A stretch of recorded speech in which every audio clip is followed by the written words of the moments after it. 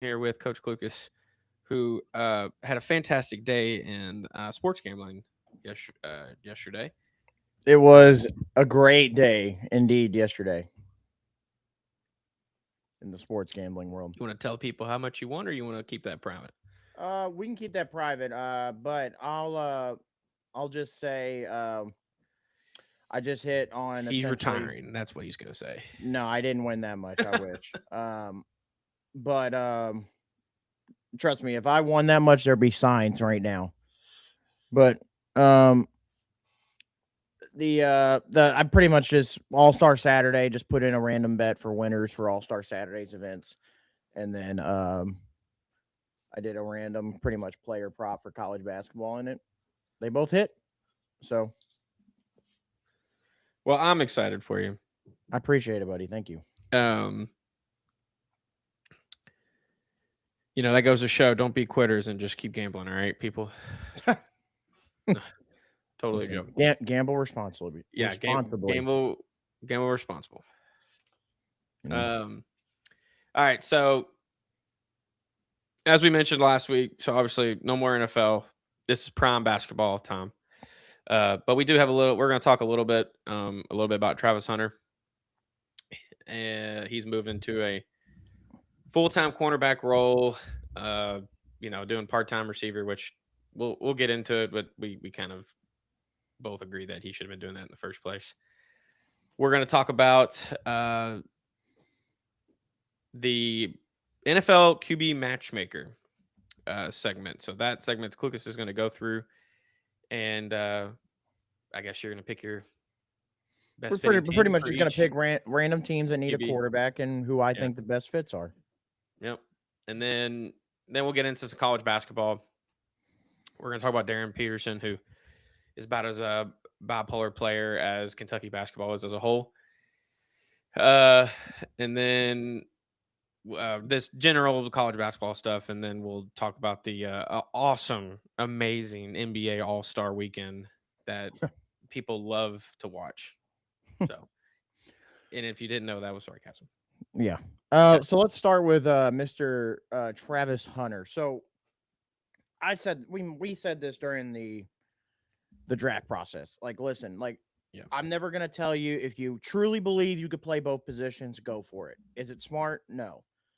But excuse me. I said it was easier when you look at the group of like the league has never seen this influx of talent at the wide receiver position before.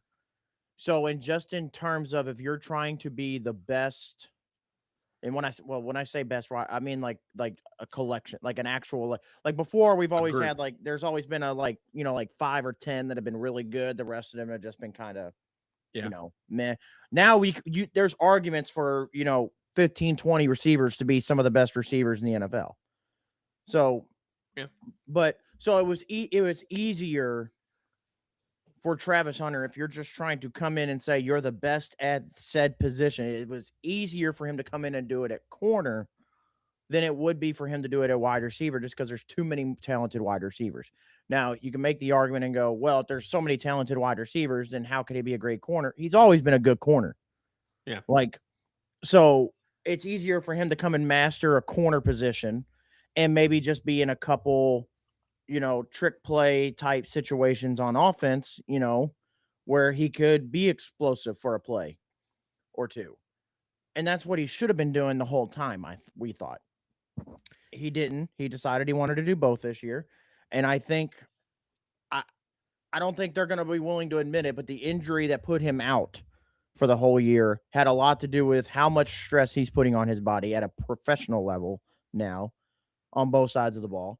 And I think he's realized that. And I think finally the right guys are now in his ear. Like, yeah, dude, it's you gotta play corner. Like, or you gotta pick one at least. If you're gonna play receiver, play receiver. If you're gonna play corner. But like, let's pick one and let's, be, specialized in another.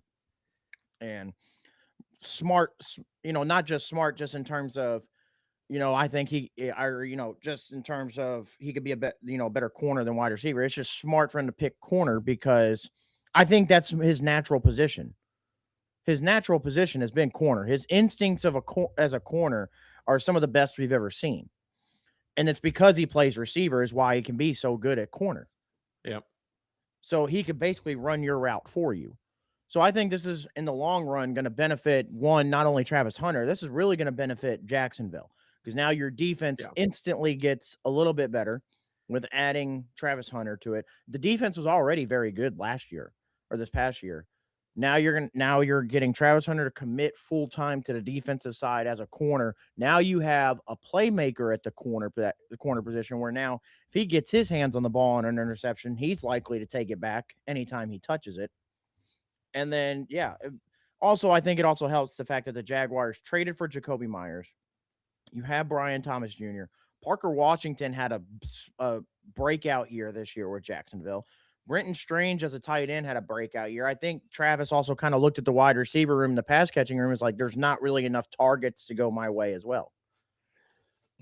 Yeah, I mean, for Jacksonville's, to my take on this is that kind of like you were saying already, with the longevity piece is crucial for him. If he wants to play a long time in this league, he had to pick one. He can't the amount of miles he's going to put on his body is not worth it playing both sides. So, and the biggest piece, like you just mentioned, is what benefits Jacksonville, because Jacksonville was in the playoffs and actually they started off a little slow, but turned it around and ended up being a pretty good team. And that their biggest need was, or not the biggest need, but the biggest place he could be effective and make a difference is at that corner spot, because that receiving group is pretty good. So not that they can't have special packages for him to go out there and do like maybe a few plays a game, get his fix in is what I would say. His receiver fix.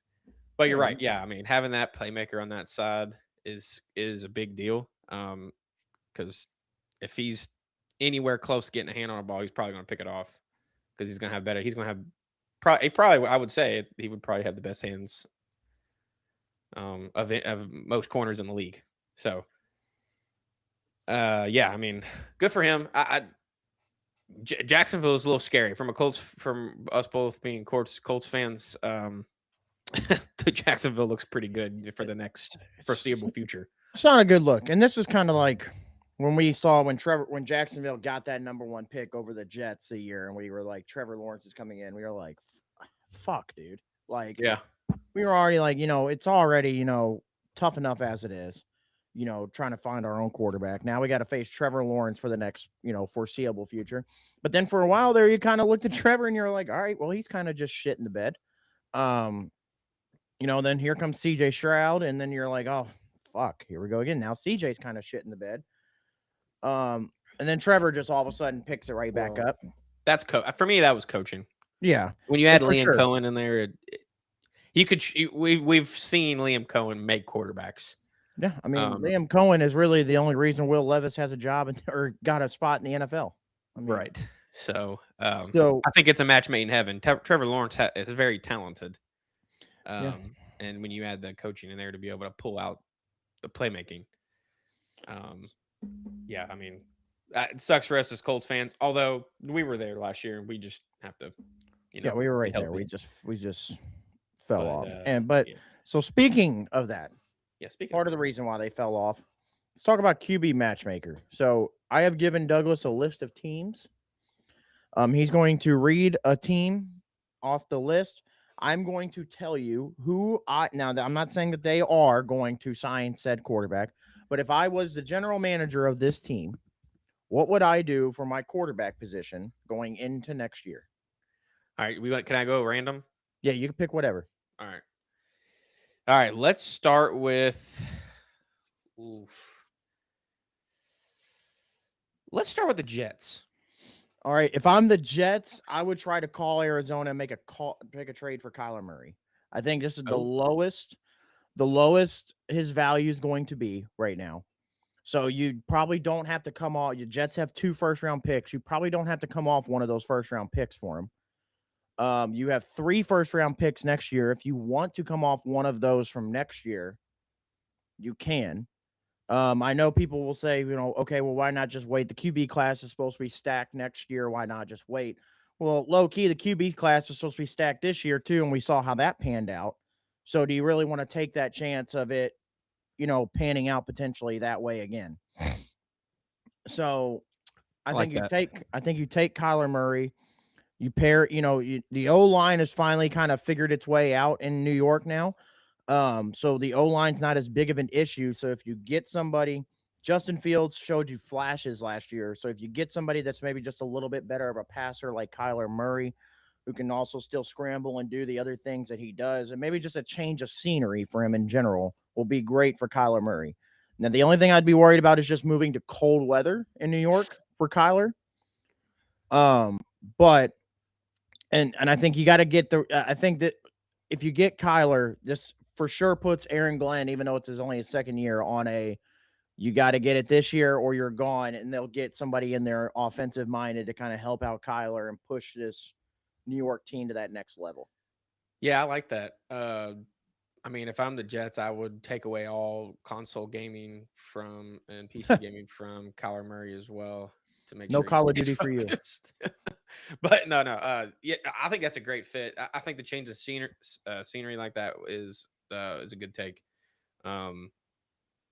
Yeah, that could be a good fit. But again, the Jets are going to be the Jets. So Yeah, the Jets are always going to jet. Yeah. All right. So Kyler Murray, best fit for the Jets. Okay, let's go the opposite. Let's go Cardinals. All right. So I think they should wait for next year for a quarterback. I think they kind of wait it out. Start Brissett. No. Actually, I would go. Well, you could go Brissett. You could re-sign Brissett. Now you got a new head coach, and Mike LaFleur, not Matt LaFleur from the Packers, but his brother Mike LaFleur, new head coach for the Cardinals, coming as the OC from the Rams. So we know that McVay tree tends to pan out pretty well. It does. So you've got something to work with. So I think you keep that veteran presence tight. So if you want to keep Jacoby, I'm all for that. I have Kirk Cousins. Oh. I think you bring in Kirk Cousins, who's ran that kind of similar style offense with Kevin O'Connell in Minnesota. You kind of work with if you're the Cardinals, one, you got to make, are you going to just give up on Marvin Harrison after 2 years? Do you keep him? If you keep him, let's try to build this offense up. From the receiver, Michael Wilson just had a great year. You have Marvin Harrison. You have arguably the best tight end in football right now in Trey McBride. Sure. So you have the pieces on offense. Let's solidify the offensive line. Let's build everything. Let Kirk Cousins, Jacoby Brissett, whatever you decide to do right there. I say Kirk Cousins. Let them kind of run this offense this year. Show that, hey, this can work with the right guy. And now you're bad enough in a position to where you draft a quarterback next year, and now you have something building off of going forward. Yeah, I like the Kirk Cousins thing because I really think Kirk Cousins still has a little bit left in the tank. He wasn't a bad quarterback. And maybe a change of scenery like that and having that McVay tree, that with Mike LaFleur coming in. Yeah, and it just didn't help for Kirk Cousins. Like Atlanta seemed like a good position for him to go to coming out of Minnesota. Yeah, a lot of weapons. And then they just up and drafted Michael Penix the same year they signed him. It just made no sense. Uh-huh. So it was kind of a bad sit. And then Cousins has to play that year with constantly looking over his shoulder at a top 10 pick sitting right behind him. And then he gets hurt, obviously. But even in the last couple games he played in this year for the Falcons, he played very well. Finally, he's the only guy I've seen make Kyle Pitts look like the all-star tight end that he's supposed to be. So yeah, again, this could be the same type of deal that we're saying with Kyler Murray. Maybe that change in scenery, new head coach coming in, that could be good for him. Yeah. Okay. All right, let's go Vikings next. All right, so let's go down this road again. I'm going Aaron Rodgers. Oh, God. Okay. So JJ's clearly not ready. We saw that this past year. Now, I'm not just going to say, now, I think after 2 years, now granted, he's only played one of them. After 2 years, you kind of going to get a grip of what he is. So I don't think he's really, but if you're just going to say, all right, listen, we're not going to trade JJ. Let's bring in Aaron Rodgers on a 1-year deal. Let JJ learn from Aaron for 1 whole year. And Rodgers, we showed in Pittsburgh, is still good enough to put you in a playoff spot. This Minnesota team is still built to be a playoff team for sure. And I give Aaron Rodgers, Justin Jefferson, TJ Hawkinson, Jordan Addison better weapons than what he had in Pittsburgh. And obviously a better offensive mind. We're going the whole Brett Favre route again, except we made a pit stop in Pittsburgh. And we make Justin Jefferson happy by getting him a quarterback that can actually get him the ball consistently. So we're able to keep him happy for an extra year. Hopefully, JJ learns something, soaks something up from Aaron Rodgers for a year, and then we could try to go ashwagandha. Yeah, something. Just something. But I think that'd be the smartest play for them is to take a guy like that. Kirk Cousins has been rumored to go back to Minnesota again. So I think something like that. Just bring in an older guy that can put you in a position to win, but also teach JJ McCarthy how to play the game. Okay, I'm gonna put down here. I've been taking notes. I put Aaron Rodgers /OG. Yeah. So okay, because I was gonna ask, what if Aaron Rodgers decides to retire? Because that is a possibility. And he can go hang out in like Joshua Tree and like do ashwagandha and all at once. So you're saying like someone like a Kirk Cousins, that OG, someone can be consistent to give Justin Jefferson a chance to be who Justin Jefferson should be. Yeah, so you're not just out there just guessing what JJ McCarthy you're going to get week in and week out. Yeah. Okay. Yeah. Okay. Cool. All right. Well, so you mentioned Aaron Rodgers as the first pick, so let's go Steelers then. If Aaron Rodgers is going to move on from them, All right. So Pittsburgh struggled for the most part. Now I know Jaylen Warren ended up with like 900 yards, and Kenneth Gainwell, who was more of a beast just in the passing game. This team struggled to run the ball a little bit last year, which is why it kind of forced Aaron Rodgers to kind of have to turn back the clock a lot of times and, be old school Aaron. So we got a new coach. We got a new regime in Pittsburgh. Okay. We're more offensive minded. We got to get we got to go, new. So let's go Malik Willis to Pittsburgh. Oh, get somebody. Okay. I like that. Get somebody with some legs that can help out in the run game. Make things difficult for an offense with his ability to run. He's now shown you he can throw at a consistent level. He has DK Metcalf. You get another receiver maybe in the draft or something in there for him. He's still young enough to build off of going forward. And Mike McCarthy's a smart offensive minded guy. So he's gonna put Malik Willis in good positions. So put him in there. He showed in Green Bay, obviously, because he played, in that game in Chicago in the freezing cold. He could play in the cold. So we know that, which is key. And also, if he does start to struggle a little bit in the early goings, you have a great defense behind him. So he has time to come in and kind of feel, get a feel and, get his groove. So I like Malik Willis to Pittsburgh. Yeah.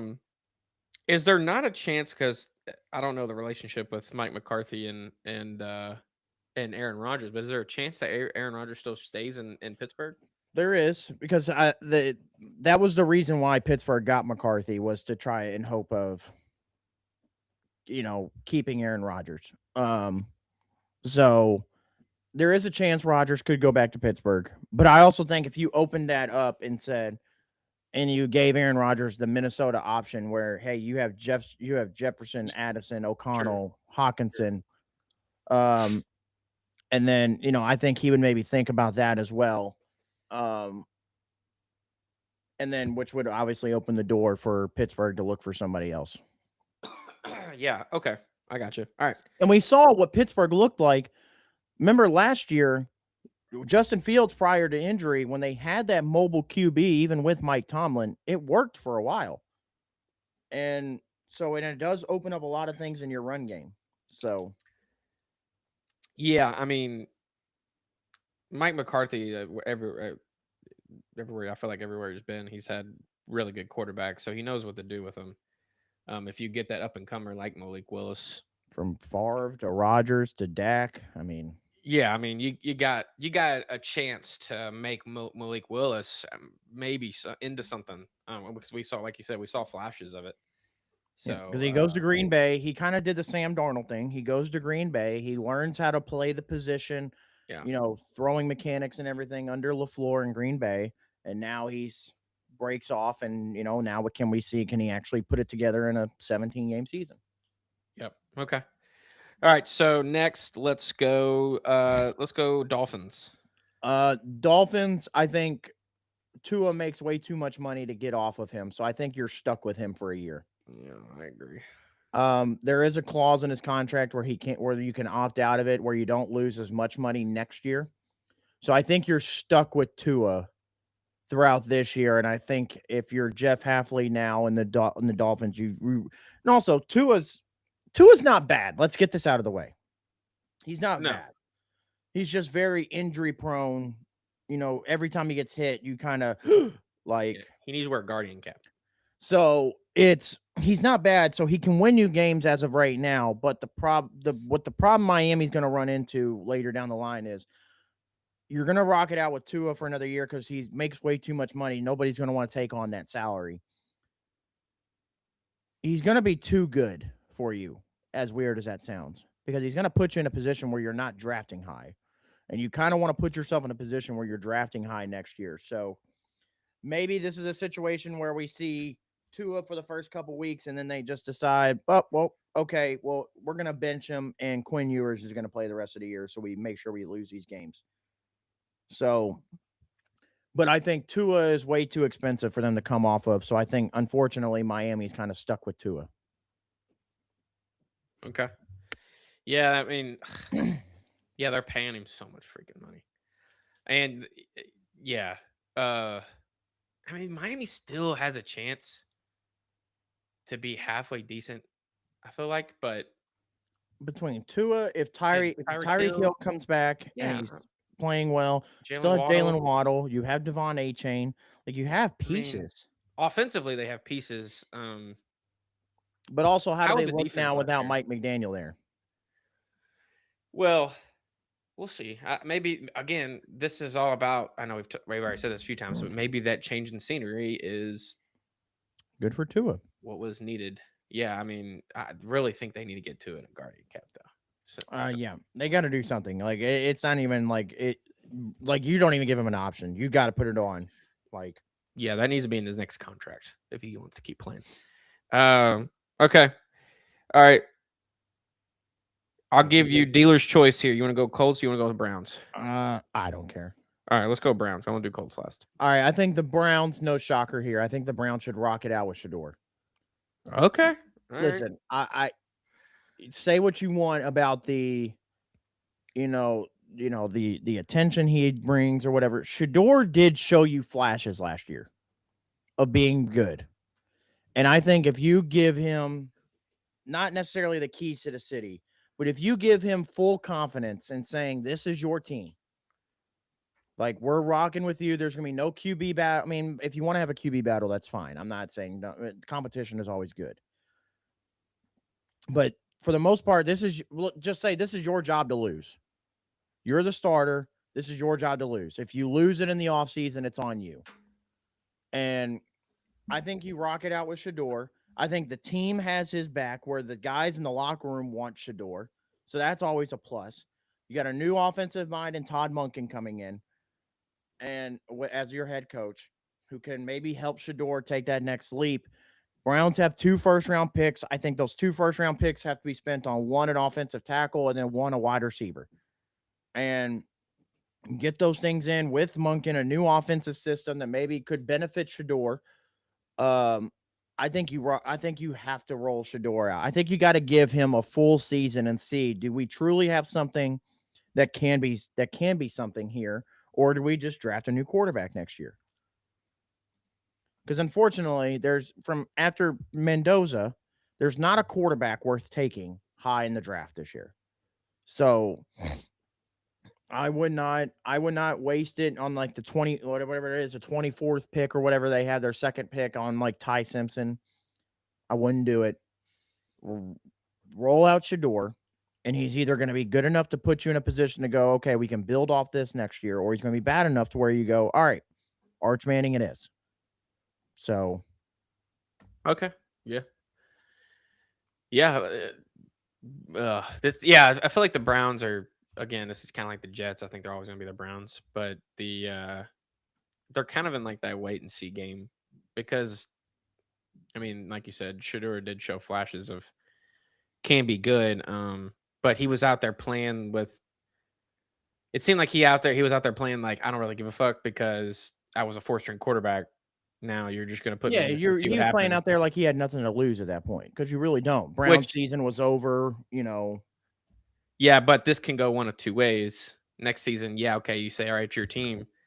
Now you have the added pressure. Does that make him look worse because he isn't playing with nothing to lose?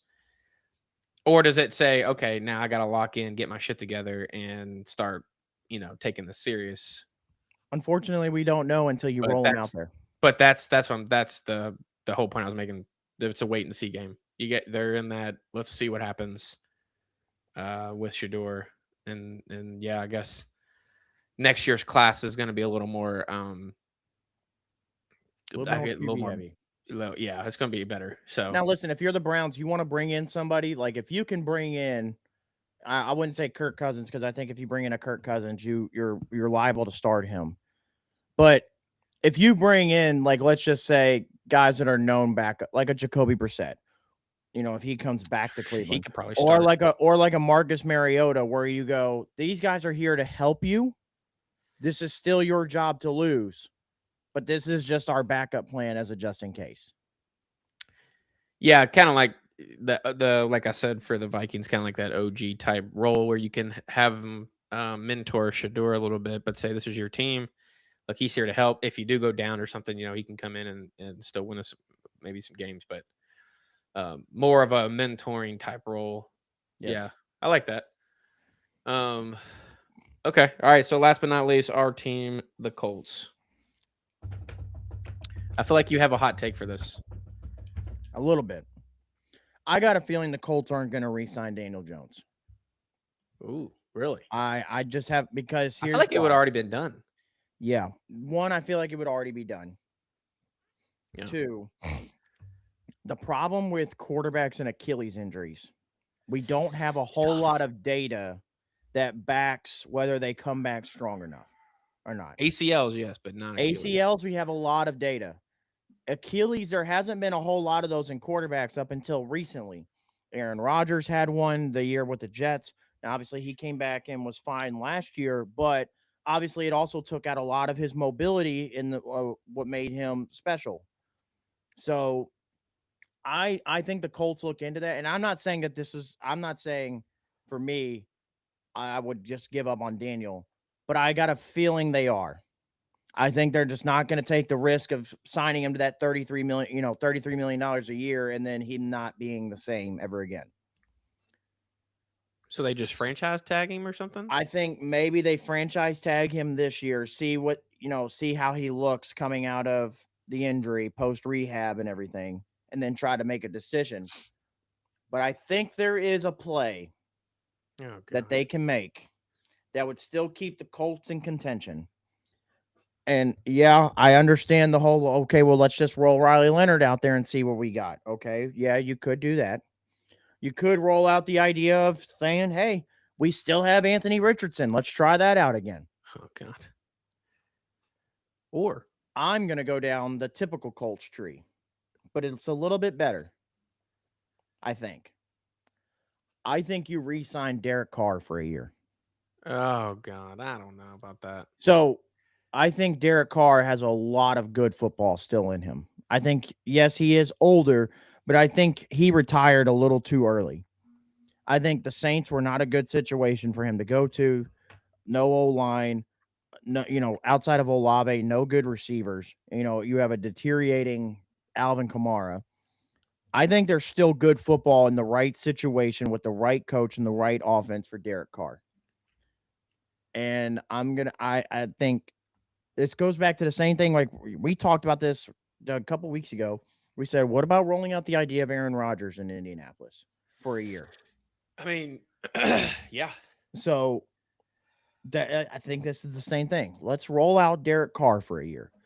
Worst case scenario, we have said for this offense, as long as you can just essentially be a game manager with this offense will work and then you can win because you can put the ball in JT's hands. And hopefully now thinking going into this next year with Sauce back full time and everything, the defense should be a lot better. Yeah. So you can lean a little bit more on your defense. Maybe you go out and, sign Trey Hendrickson. But so you can lean a little bit more on your defense. So now all Derek Carr has to do is be a game manager. Now, Derek Carr obviously also is not a Phillip Rivers in terms of he just has a dead arm. Rivers can throw the ball downfield, which would benefit an Alec Pierce. Guys like Josh Downs can eat. Now, I don't know what you do with Pittman. I think they're just going to not give up on Pittman, but I think they're going to trade Pittman to come up off some salary. And then you have Tyler Warren and JT. I think Derek Carr can make the Colts right in that playoff spot. Again, I know it's not what Colts fans want to hear because it's the typical, oh my God, we just go get whoever the oldest guy on the market is and we just sign him. It's true. But I think if you're going to go that old guy route, Derek Carr's the best option. Yeah, but I mean, how long has it been since he's played? He didn't play last year. He retired officially last year. So he's only been out of football for a year. Yeah. I mean, you saw what they did with Phillip Rivers, almost beat Seattle. It's damn Super Bowl champs. I mean, gave the Super Bowl champs hell up until the final second. Yeah. I think Phillip Rivers, though, is more of that was more of a mental battle. Like, yeah, he's very good at knowing football, which, again, sad thing here. I think the Colts need to keep Phillip Rivers on staff to just be there in the QB room. I'll be honest. I think this is the only one I didn't like that you had a pick for. I'm not sure. Maybe I just have bad heartburn from Derek Carr in the past. But my thing is, Riley Leonard. Yes, he looked good in the last game of the year, but it's like, can I trust that over the course of a 17-game season? And even if you are bad, so you go, okay, well, yeah, worst case scenario, bad. We don't have a first-round pick next year, so it does us no good to be bad. That's true. So we got to try to find the way to be competitive. So I think that's your best way. Now, another option you could go, because he's been in LA as Stafford's backup the last couple of years. Maybe you could go like the Jimmy Garoppolo route. Again, just a game manager. But I'm done. I'm done with the Anthony Richardson experiment. That's done and over with in Indy. Yeah, if he goes somewhere else and he balls out, good for him. But the experiment in Indy is done. We can't have it anymore. At this point, it's just more of a distraction than it is anything else. He needs to go to Pittsburgh. They need to trade him to Pittsburgh. Now, but, and then again, Riley Leonard, if he's bad, it does us no good to be bad next year. We don't have a first-round pick. Yeah, we're in such a bad spot. So you have to try to be competitive. Yeah, and I do remember I did see, like, maybe it was this week or last week, that Derek Carr was on a podcast talking about I'm pretty sure he was saying that I would come back and play if the right opportunity was, given. Yep. But I mean, we got to see. Daniel Jones is still pretty young. I know you said Aaron Rodgers took away some of his mobility, but Aaron Rodgers is 40 years old. So, Daniel Jones is what, 30? Not even. So it's going to be a lot easier for him to come back off an Achilles injury than it is for Aaron Rodgers. So I think you still need to. I still think you need to definitely franchise tag him for this year, and make sure he, I don't know if he's going to be ready or not week 1. That's the thing. But so this is what I was talking about with we don't have enough data. So if you look at like notable, like actual starting quarterbacks that have torn their Achilles in the NFL, there's only been 1, 2, 3, 4, 5, 6, 7. Okay. It's Aaron Rodgers in 2023 with the Jets. Kirk Cousins in 2023 with his last year in Minnesota. Which again, 2 old guys. Deshaun Watson in 2024 with the Browns. And then before that, the last like starting quarterback to tear their Achilles was Vinny Testaverde in 1999. Hmm. So, and then Marino did it in 93. Unitas experienced Achilles tears way back, when he was playing. And then obviously Daniel Jones. So that's what I'm saying. Like, we don't have enough data really to go, quarterbacks usually come back good off of this Achilles injury, or they don't come back the same, because either the quarterback has just been so damn old that we don't know whether it was truly the Achilles injury or he's just getting old, or if it's been the Achilles, or what. So but that's the problem, is we don't have enough data to say, this is why, this quarterbacks come back off this injury this way. Yeah. Colts are in a bad spot, man. We'll see. If you go the old QB see. route, Kirk Cousins could be in play too, and I wouldn't be mad at that either. Yeah. Because again, you with no first round pick, there's no benefit in just being bad. So I think that's why you can't roll out Riley Leonard. Well, they also need to keep Pierce. That's a big thing too. Like, there's some other spots on offense where we're gonna have to make sure we keep key pieces around. So, and also we're good, Scott. If Kirk Cousins were in play, that'd be great for Tyler Warren, because we see what he just did for Kyle Pitts. Yeah, I mean, I think a lot of that's going to be Steichen too, though, how he draws up things. But I mean, it's going to be different, very depending on the quarterback that goes out there. But I mean, Daniel Jones could be ready week 1. I don't know if he is going to be for sure, but he could be. So it could not hurt. I think they do need to move off of Richardson. They need to they don't even need him in the QB room, in my opinion. I mean, that dude can't even stretch right without getting hurt for 8 weeks. It's embarrassing, honestly. Yeah. So I don't know. It's a toss up. That's a toss up for me. The Colts are, but all right. So I'm gonna give a little synopsis here. We're gonna go. I'm just gonna read it off the teams again. Jets, you had Kyler Murray.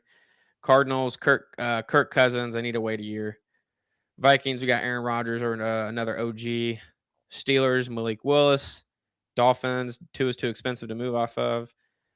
Browns, we got they need to rock out with Shedeur and see what he's got for this year. And then Colts, you got Derek Carr. So, all right. Let's move on to some college basketball here. Let's talk about some Darren Peterson. Let's talk about Darren Kawhi Leonard Peterson. It's a good comparison. Really.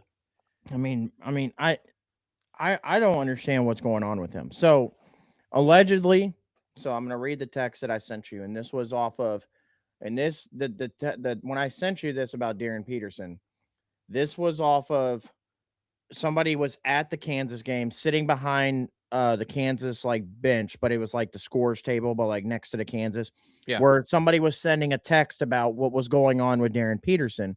Dude had zoomed in all the way and took a picture of his text screen, which that's kind of illegal, but either way, is it? It's private. I mean, whatever. However you want to look at it. It depends on how you want to look at it. But anyways, what the text read was Peterson went through warmups, went through shoot-arounds, went through early morning practice with Kansas prior to the game against Arizona. So this was from Monday's game against Arizona. Went through shoot-around, went through practice, didn't tell anybody that he was feeling sick, didn't say anything. And then, whatever time before the game, he went in there and told Bill Self that he was, having flu-like symptoms. He was sick. And the exact quote here was Bill Self told him, don't half-ass it if you're going to play, or else just sit. And Darren Peterson said, fuck it, and I'm out, and left the locker room. So I'm not really sure what's going on. Now, Bill Self came out yesterday, right before their game against Iowa State, and was like, these rumors aren't true. Yeah, but I mean, again, this is a direct quote off a text message. So apparently, where there's smoke, there's fire. It comes from somewhere. Right. So, but I'm not really sure what's going on with Darren Peterson, because I literally just came on here a week ago praising this guy, or 2 weeks ago, praising this guy and how good he is. And he is an ultra good talent.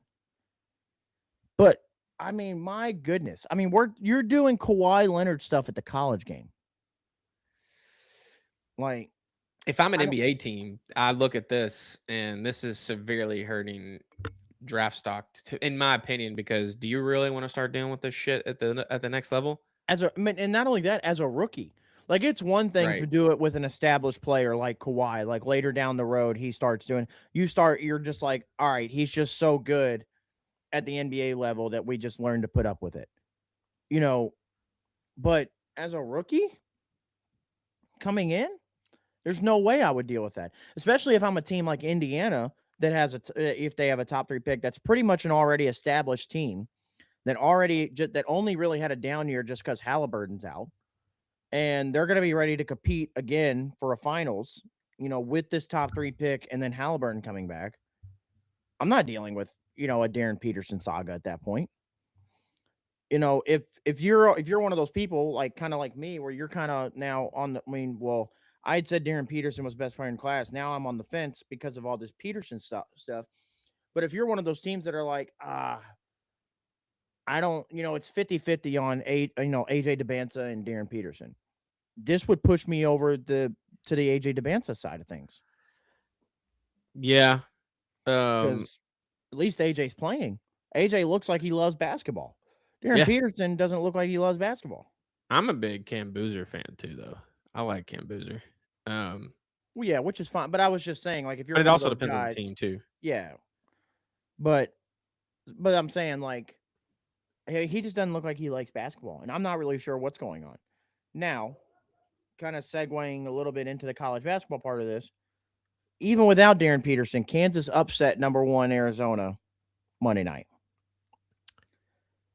Yeah, who just got dog walked by Iowa State, though. Yeah, and then turned around with Darren Peterson.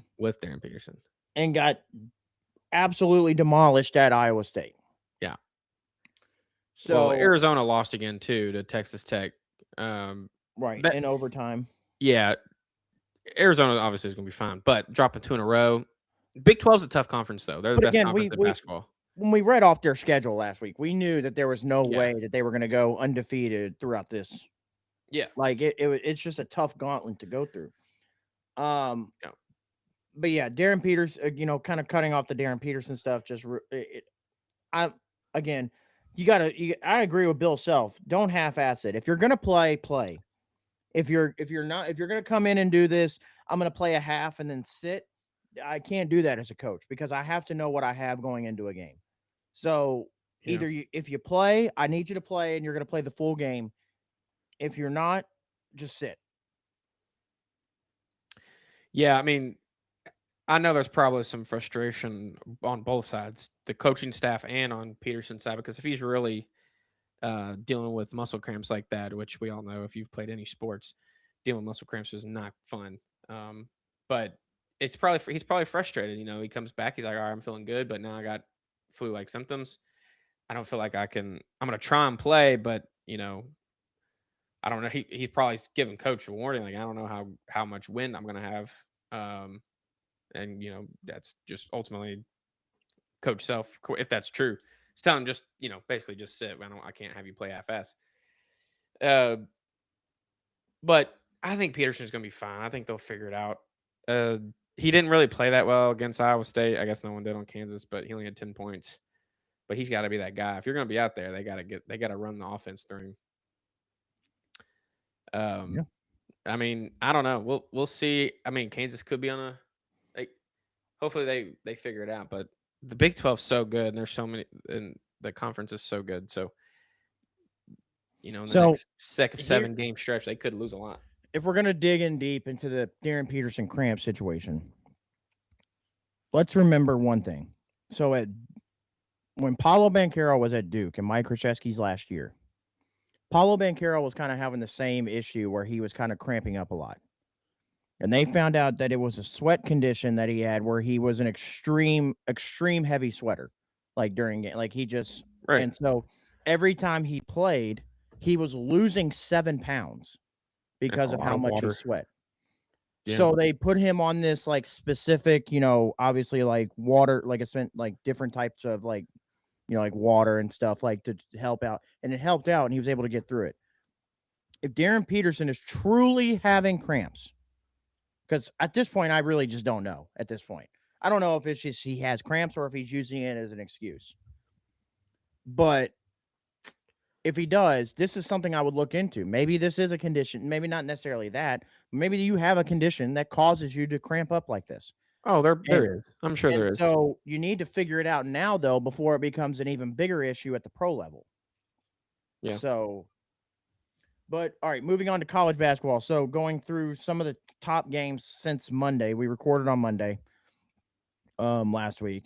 And of course, right after we got done recording, after Doug got on here talking about how Michael Brown and Ryan Conwell were in a shooting slump, Michael Brown proceeded to go for 45 and 10 threes that night. So, yeah, I said they need to find their shot. well, he found it. Okay. Yeah, Conwell had 31 that game too. Yeah. So we talked about the Kansas beating Arizona at Kansas. Tuesday, we came out to find out that Caleb Wilson is out at least indefinitely with a broken left hand. Yeah, that night, they lost at Miami 75-66. Purdue upset Nebraska on the road, which kind of sounds weird to say. But yeah, Wisconsin had 2 big-time wins this weekend. This week, sorry. First, they upset Illinois 92-90 on the road. And then yesterday on the road, they upset Michigan State 92-71. So Wisconsin kind of turning it on here at the last. This is where college basketball gets really exciting. Oh, yeah. Because we see the teams that are like on that bubble that are really starting to make a push. And we see, the top teams, either they get way too comfortable or, they start making their push. But speaking of Iowa State, they came back and they beat Kansas. We talked about that yesterday, but they lost to TCU earlier this week. And this is where we talk about responsible gambling. Because listen, if I, as a gambler, had just seen Iowa State lose to TCU earlier in the week and then saw Kansas beat Arizona, it would have been an easy bet for me to just take Kansas over Iowa State yesterday. Yeah. But that's college basketball for you. Virginia Tech upset Clemson earlier this week, 76-66. Unfortunately, Kentucky was not able to get it done against Florida because somehow a team that shoots, again, the typical going against Kentucky that shoots 30% from 3 all year just has the best shooting game of their life against Kentucky. So yeah. And also, I got something I got to get off my chest with that game. I don't remember who exactly was announcing that game. I think it was Jimmy Dykes, but I'm not 100% sure. I think it was. He kept talking all game. Now, granted, towards the end of the game, Florida did end up with the rebounding edge over Kentucky at the end of the game. But, and I'm trying to pull this up here so I can get the exact numbers. But throughout the course of the game, up until probably about the 8-minute mark of the second half, Kentucky was out rebounding Florida as a team, which is kind of hard to do. Florida is a very good rebounding team. Now, Florida ended up winning the rebounding edge 45-37. But like I said, up until about the 8-minute mark, Kentucky had controlled the boards over Florida. But all Jimmy Dykes kept talking about, Florida is just a historically great rebounding team. I mean, they just put on a clinic every night. And I'm like, and I'm sitting there the whole time I kept looking. I'm like, nope, we still have the rebound edge. Nope, we still have and I'm like, how do you just keep talking about how great this rebounding team is? They're getting out rebounded by us. And we can't rebound for shit. Like, so how historically great can you be if you're getting out rebounded by Kentucky? So that's just my only little thing right there. And then talk about Texas Tech beating Arizona, but there was a major story yesterday in the St. John's Providence game. Oh God, that was crazy. Now St. John's ended up beating Providence on the road by 10, but there was a little scuffle. That's not little. Sorry. Full-on fist fight happened. And in all honesty, I don't blame St. John's because Providence was playing dirty all game. Yeah. And Powell, who I didn't even know played for Providence, I recognized him just because of his hair from playing at Georgia Tech last year. That's where I remember that guy. Yeah, he's the guy with that stupid just hair. He's bald with a tiny hair patch on the back of his head. It's the Yeah. dumbest shit I've ever seen in my life. Yeah, it's Whoever dumb. told him, yo, dude, that's a great hairstyle. Needs to go on somewhere. But yeah, I mean, he pushed the guy in midair going up for a dunk, and then clotheslined him on another. I mean, it's just like, all right, at some point, all bets are off. I'm sorry, I am going to turn around and start throwing hands. Yeah, I mean the refs should have seen that. They should have controlled the game a little better. You knew that was going to be hostile because of who was the St. John's player? He played at Providence. That's why they were. Bryce Hopkins. Yeah, Bryce Hopkins. That's why they were. It was mainly him. They were like basically after this guy. And the fans didn't help because Big East basketball is notoriously Physical. Yeah, physical. And the fans know it, and they kind of play into it. Yesterday was unacceptable. Honestly, I really think from the Providence side, and I think Rick Pitino, arguably one of the best coaches of all time. He handled it pretty well. He basically told the media, he's like, "Don't even ask my players about this. The league's going to handle it." He was in there. I don't know if you saw, but he was in there trying to break up fights. I mean, he's 70-something years old in there trying to get in between these giant dudes. So the play that started it was when Bryce Hopkins went up, and I thought he clotheslined him from behind. That's what started the fight. And then at the end of the game, and this is where I blame Providence's coaching as well, because after the fight, why have you not gathered your guys and is like, we can't do this? Like, I think he did, and you can. I don't know if you saw the Providence coach after the game, but you could tell that he was pretty upset about it. Well, yeah, but I'm relating to at the end of the game, St. John's going up for a layup, and I mean he gets pushed in midair after everything. That ain't got nothing to do with the coaching, Clugas. You know damn well you've been in that situation.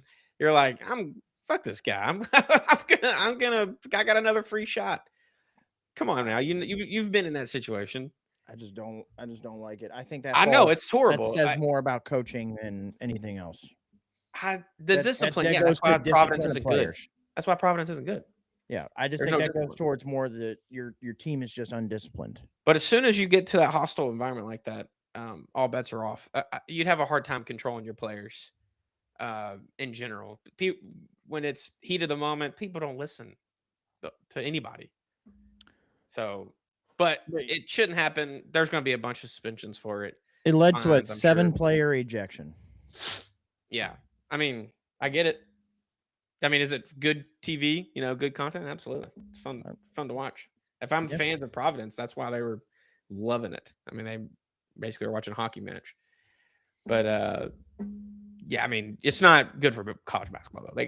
Providence needs to fix that shit. They should be running all day today. So we talked about all the games. Obviously, we'll probably have a new number 1 next week with Arizona dropping 2, which will more than likely probably be Michigan. Yeah. Duke probably will follow right behind them, probably at number 2. So, well, actually, let me look at the. I don't know. There's Duke's at 4, I think. Yeah, Houston's at 3. So Houston will probably follow at 2. Duke at 3. I think they'll just slide probably Arizona just at 4. I know they lost 2, but I mean, it's 2 very good teams. But I mean, the 5 team right now is Iowa State, who just lost a game too. So it's kind of like. So I mean, I don't know. We'll see. We'll see how you never know how the rankings are going to shake out. But yeah, I mean, we are what now 6 games left into the regular season, I believe. 6 or 7, yeah. So Kentucky has 7 games. So yeah, we're right down the stretch of we're about to hit conference tournaments and we're about to hit the best time of the year. Yep, March Madness, baby. And we obviously have our special episode for that too. So, I do want to mention, just do a little Louisville plug here. Michael Brown yesterday. I know you talked about his game against NC State. He had 45. But yesterday he had 29, had 5 steals, 8 rebounds. I mean, the last 2 games have been on a tear. And if this is the Michael Brown that is a top 5 pick in the NBA. This is the Michael Brown that Louisville fans thought they were getting. And I know this is going to sound like an odd thing. A lot of freshmen hit this slump around this time because of, I think, a lot of it's conditioning and also just no experience getting ready to, playing this deep into a season. You're getting ready to hit tournament time, all that stuff. I think actually Michael Brown missing games is going to help him because now he's actually just hitting his peak where he should have been, weeks ago. He missed 8 weeks or whatever with the muscle spasms in his back. If Michael Brown continues to play like this every game, which, you're not going to say he's going to score 40 every game, but you can clearly see he has to be on the court most of the game. And he makes the team better. If he's going to play like that, Louisville's going to be a dangerous team come March because we're all the whole team is clicking right now. So this is why we were preseason, top 10, and I'm very excited. Louisville's in a gauntlet right now, though. Not having Caleb Wilson playing for North Carolina, that does help help a little bit. But we got to play at Clemson, we play at Miami, we play at North Carolina, I believe. Yeah, so next game, Tuesday, you're at SMU. This is another tough game. Then you're at home against Georgia Tech. Yeah. And then at North Carolina, at Clemson, at home against Syracuse, and then at Miami. It's tough. That's a tough stretch. Right now, I think Joe already had us at a 5 seed. If we win a few of those games, we either stay at a 5 seed, maybe could jump to a 4. I think the goal is a 4 seed. That's the highest I think you can go. Well, I think if Louisville were to find a way to win the ACC, I think they could jump to a 3. Maybe a 3 but you got to beat Duke. But Duke's too freaking good, I think, right now. Although if Michael Brown again plays like that against Duke, those games are very different. Correct. So he's just now finding his groove, though. So as long as he keeps that going, Louisville's gonna be just fine. So yeah. So from an exciting time to a not so exciting time. NBA All-Star Weekend. So I know we talked about this. If you've watched us, we talked about this last year, and the dunk contest and everything. And I'm not here to reiterate what we talked about already last year.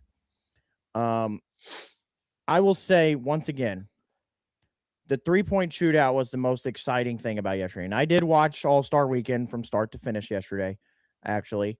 The 3-point shootout was exciting. Not seeing Damian Lillard all year. You get to see him compete in the 3-point shootout. And really, truly gets to show you, even coming off an Achilles himself, that he's still doing this. Well, granted, all he's been doing is shooting, probably in a gym, but still seeing that he can do it at that level. Not competing at all, and still be able to, essentially run / light jog and shoot at that level. Shows you how great Damian Lillard is. Devin Booker had that 3-point shooting contest in the bag. All he had to do was nail, I think, like 3 of his last 5 Moneyball racks, and he just could not get one to go down in that last rack. Con Knippel showed us what he was made of. Poor Donovan Mitchell, I thought he was going to make it until Dame Time showed up. But yeah, 3-point shootout was the highlight.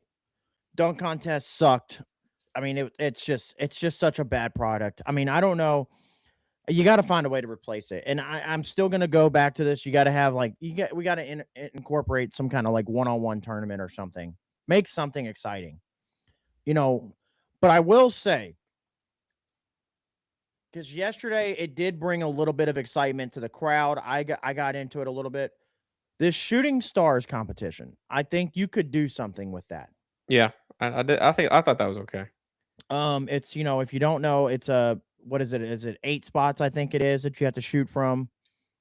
It's like 8 or 7. Yeah. But I think it is 8 because I think you have to go layup, corner jumper, wing 3, top of the key 3, corner. Maybe it is 7. Either way, but I think there could be something with that if you could tweak it a little bit. And so you had the All-Stars, which was Scotty Barnes, Chet Holmgren. I forget who their legendary player was off the top of my head. let's see if I can find it real quick. Shooting stars competition NBA. So you had okay, yeah, Scotty Barnes, Chet Holmgren, Richard Hamilton on Team All Star. Then you had Team Knicks, which was Brunson, Cat, Allen Houston.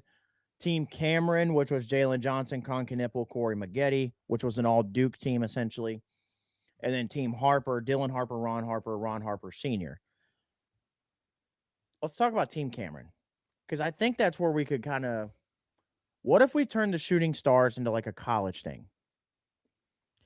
And so you had Got to bring college basketball into it to make it I exciting. mean, but it brings new eyes to it because it's like if I could have, let's just If there's say enough teams to do that. I mean, you've got enough diversity of players to where all you got to do is come up with 3. So it's like you don't even have to have a legend really with it. So like if you could do like, if you whatever you want to, team Cameron, for Cameron Indoor, like Con Knipple, Jalen Johnson, Corey Maggette. If you want to do legends, you could keep the legends. If not, you could just do the 3. But like imagine a team of like, just Team UK with, you could throw whoever out there, Jamal Murray, Karl Anthony Towns, and you want to throw a legend out there like Jamal Mashburn, or if you want to just keep the 3 regular player, or you could bring out like John Wall or DeMarcus Cousins or something for like that. But I think if you bring the college aspect to it a little bit, you could bring more eyes to that event. Or maybe if you just did it just by team, like you did like an actual pro team, so like you did like a team Celtics, team Lakers, team Bulls, team, I think there's a way you could tweak that to make it a little bit more interesting for everybody. Yeah, like that couldn't work for Louisville though. Like it wouldn't. I don't know if you'd bring the college aspect. Like you got Donovan Mitchell, Chucky Hepburn, and then what? Terry Rozier, who's maybe going to jail. Well, he's So clear. He was proven not guilty. So, but like think about that next year. Like you could have Michael Brown, Donovan Mitchell.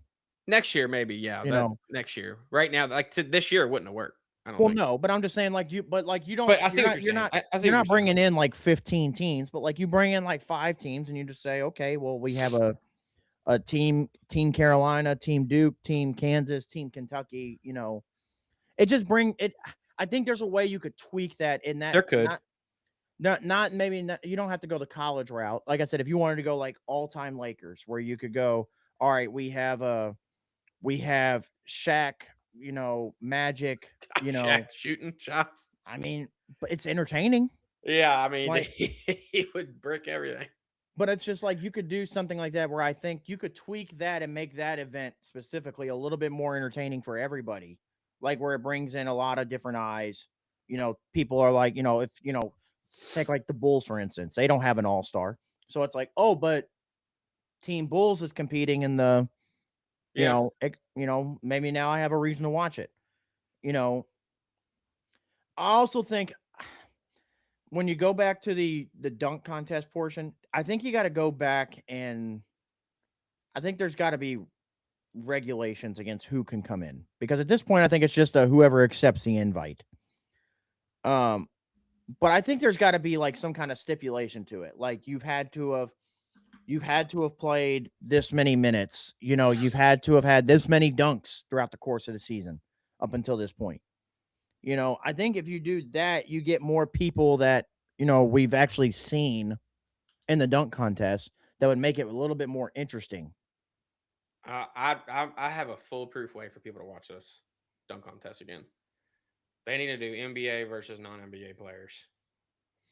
Yeah, because did you watch the dunk contest yesterday? No, I'm not watching. I figured not. But so Reggie Miller was it Reggie? It was either Reggie Miller or Jamal Crawford because they were the ones announcing. They said that's what they thought the NBA was kind of. I mean, Mac McClung was in the G League, but they said that's what they thought the NBA was doing with Mac McClung, where they bring in kind of like this outsider to kind of, push everybody else to want to do it, and it didn't really work. So like Mac McClung could do it. You could do that Jordan Clegannon guy. He's that other white dude that is like a professional dunker. Yeah, the professional dunker. Yeah, I know what you're talking about. Like you bring those guys in against the NBA, now the ego is going to be bruised because I guarantee you the first year you do it, those non-NBA players are going to win because of the style points and how good they are. But you bring the ego bruise. You're like, well, shit. Now we got to represent the NBA. So now you start getting some better players in there who can dunk. You maybe do like another Aaron Gordon gets Zach LaVine type players getting there and like back when they were good dunking like that. I think You know what I mean? Like something like I think that. honestly that right there ruined it for a lot of people. People saw Aaron Gordon get absolutely whored twice and was like, "Yeah, we can't do this." But people watched. That was an exciting dunk contest. For sure. So I think if you do something like that, you have to bring some sort of competition to it. These players are out there. I mean, did you see the game-winning dunk? I did watch It was that. horrible. I mean, what are we doing here? That's horrible. Well, it's just like when I was watching yesterday, they got to the first dunk of the final between Keyshawn Johnson and Carter Bryant. Yeah. And they both did the same dunk, essentially. They both, off the bounce between the legs. But Keyshawn's was under the rim, like he went from the corner and then under the rim and did it. Carter Bryant did it in front of the rim, but Carter Bryant got the higher score. And I'm like, how do you figure? Because I'm like, the coming from the corner and going under the rim between the legs to me is way harder than doing it in front of the rim. So how does that get more points? Like, I don't know. Yeah, who's also judging these things? Who was the judge? Yesterday it was I will say it was actually a legit panel of like former dunk contest winners, which is the way it should be. Was Vince Carter in there? Vince Carter was announcing, but like Dwight Howard, Dr. J, Brent Berry, okay. Off the top of my head were voting or were so judging. Yeah, it was judging. So it was actually like which is how it should be. The years that we get like the random where they're like Drewski's gonna judge the dunk contest. Yeah, that's where we get stupid. Like I think the dunk contest should be judged by dunk contest winners, and that's it. Like yeah, I agree with that. I think that's the foolproof way. Bring in 3-4 guys from outside the NBA, then 3 or 4 NBA guys, and like let's really battle this out and like have a competition. 3-point contest I think it's always been good. It's been the same forever, and it's always been exciting. Now you get into the actual game, the All-Star game, like tonight. They gotta do something, dude. This is gonna be horrible. I already know it's gonna be horrible. Yeah, I mean. Now, the one thing I would love to see with the 3-point shootout next year is, Dame joined an elite list of people that have won the contest 3 times. Yeah. I need to see Steph Curry in the 3-point shootout next year. Steph and Dame in the final could be magical. I think they should add, so they added some 4-point shots this year. Mm-hmm. I don't know how long that's actually that's been going on for a little bit now. Okay. For like the last 3 years or so. But yeah, I think they add a half-court shot in there. Let's bring it back a little further. All these guys can really shoot. Most of the NBA players can shoot. Let's bring it back a little bit. Like, because when you see Steph Curry start pulling from the logo and draining shit, that's what to me is impressive. Let's extend the time, like instead of a minute, like make like a minute, like 15 now, and let's add an extra like half court rack. That's like short, longer shots. Yeah, something like that. That I would, because like you make the half court shot like a 5-point shot or 6-point shot or something. I mean you could win off that. That's like a buzzer beater. You give like you give less balls, like you get like 2 balls to shoot or something, and that could be a buzzer beater type thing. Yeah, kind of like how with the shooting stars they end with the half court shot. Yeah, something like that. But I mean, it was a little closer than that because I think they need to move it back. Those guys were still shooting like normal. I think they move it back behind the freaking half court shot, like even further if they want to. You got to be a way to just. But again, make All-Star Weekend more, because this used to be such an elite weekend to watch. It used to be all around, and now it's a joke. Yeah, I mean, back when like Jordan, all them were still playing, like the late '90s, early 2000s, like that was like for me like prime All-Star.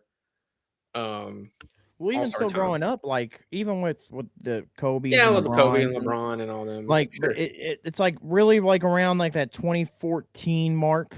Really, is kind of like where the All-Star game just started. Well, just NBA in falling off. general, I think, Yeah. started a decline. And Well, it's just like Jay Williams came on the other day. Was like college basketball product's better than the NBA, and I'm like, it's kind of been that way for at least the last 10 years now. long time. Yeah.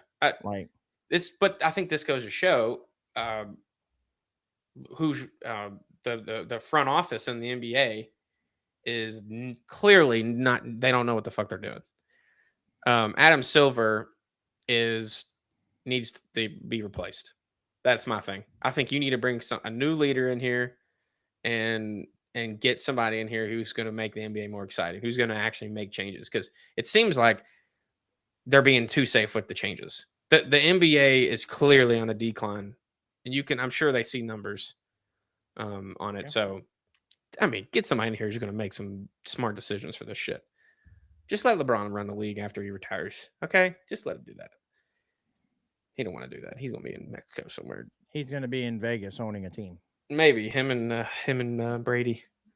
Yeah, they got to do something. Obviously, we haven't seen the All-Star game is tonight, so. But we'll see. It is a new format, and maybe we're just I can't see this going well. Maybe it does, but I can't see it really going too well. Yeah. I don't know. NBA got to do something though. I will say Wemby is kind of the only one that kind of makes you think there's a chance, because he's like, I really want this All-Star game to be competitive.